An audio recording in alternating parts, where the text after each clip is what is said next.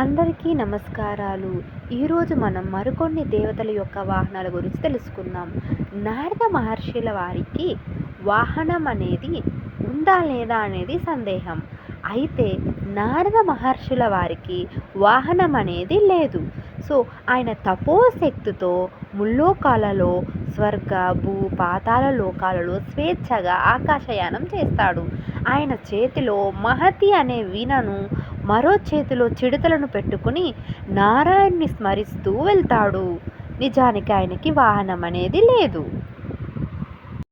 వాయుదేవుడి వాహనం లేడి అనగా జింక.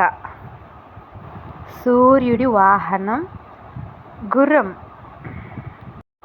శనేశ్వరుని వాహనం కాకి. హనుమంతుడి వాహనం ఏంటి? హనుమంతుని వాహనం తెలిసినట్టయితే కామెంట్ బాక్స్లో కామెంట్ చేయండి.